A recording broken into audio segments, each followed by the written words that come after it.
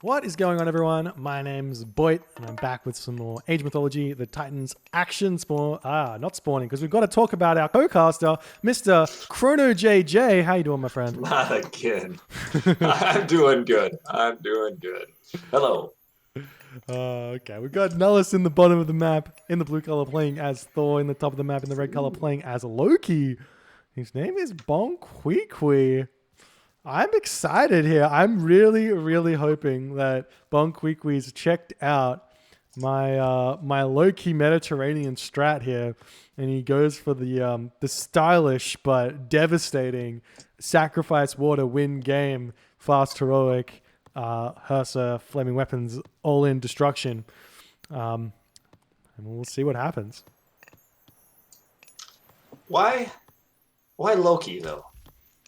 Well, for the if reason you're playing I just Gaia, so well, I know you got that awesome strat, all right. but like if he plays Gaia in the first game, why not go Gaia again on Meta? Because Gaia on Meta is pretty good.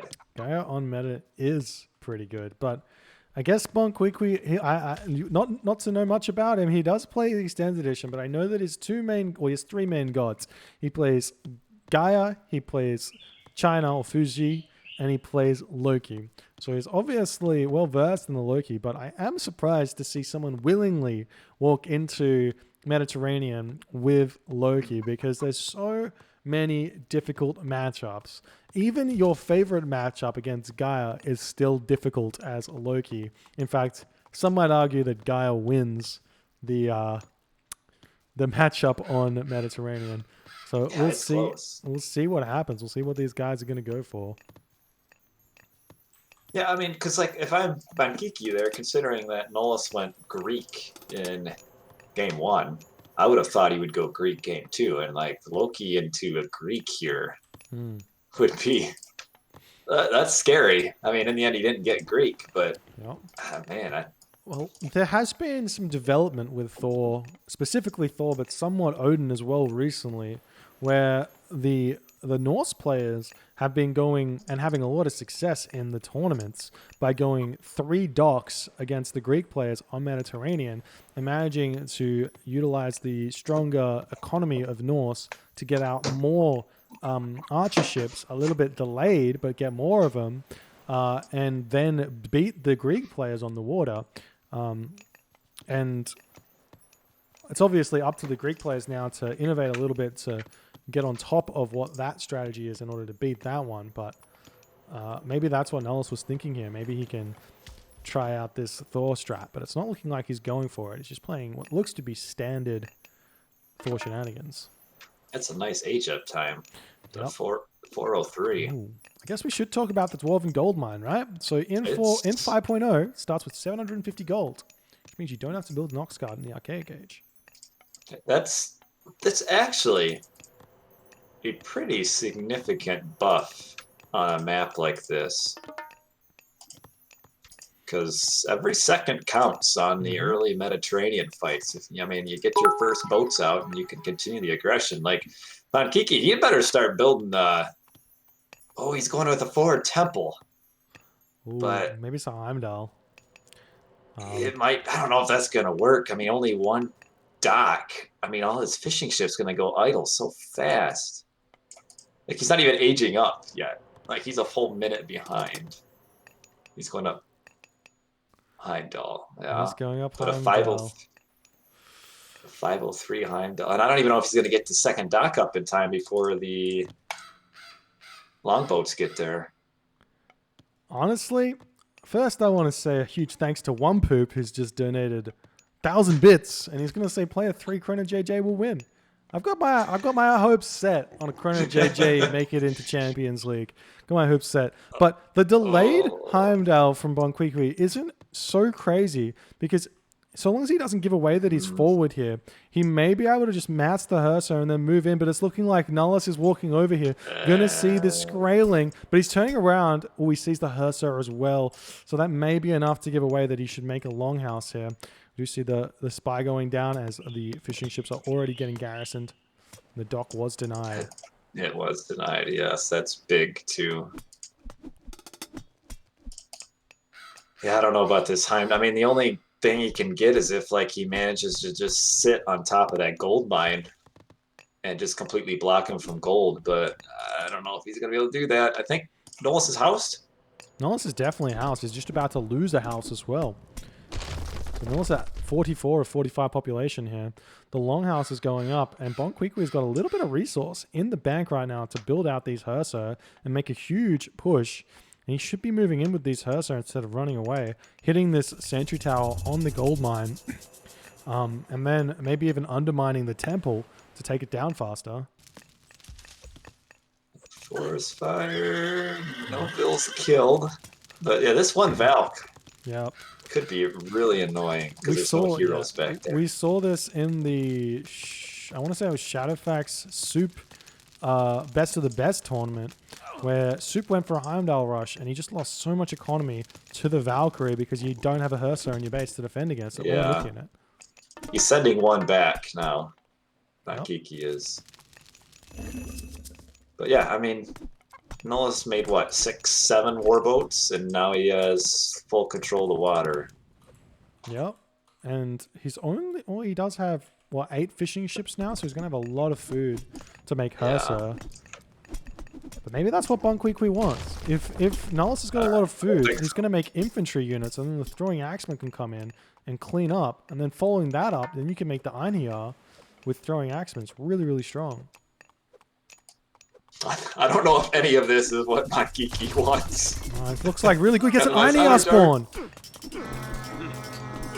I mean, if he was attacking, it would have been good.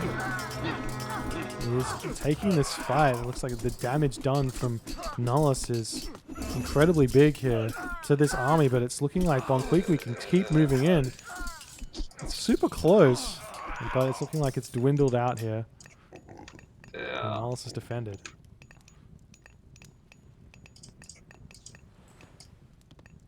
I don't know what you do here. Like, just seems kind of like a low, like a high risk, low reward kind of a strat. I actually looking at the resources of BonQuiQui, and that was really close, that fight. I reckon if BonQuiQui had macroed a bit better, had out his second longhouse and was making throwing axemen, he probably could have hit this timing, won that fight, and maybe gold starved there. But he just has so many resources in the bank. When you go for a rush, you have to spend everything perfectly.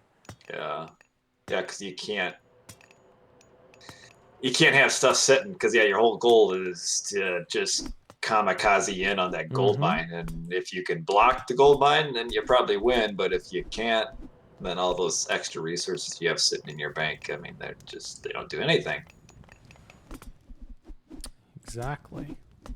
Now the temple's getting cleaned up, which means no more Einhjars getting built, which are the big help for the Heimdall Norse army against Norse. And on top of this, we're losing houses as well.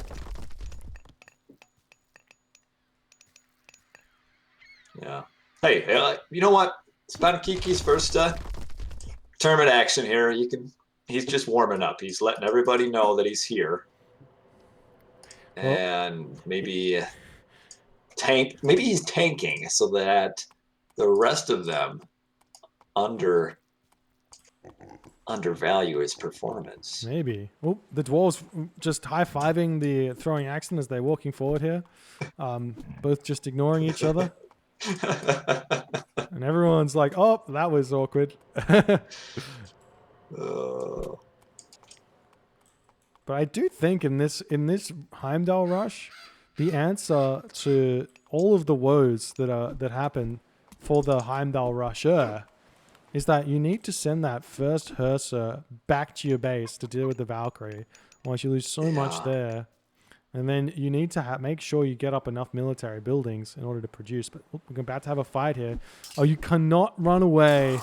You cannot run away. You take so much damage here. Now he's getting surrounded.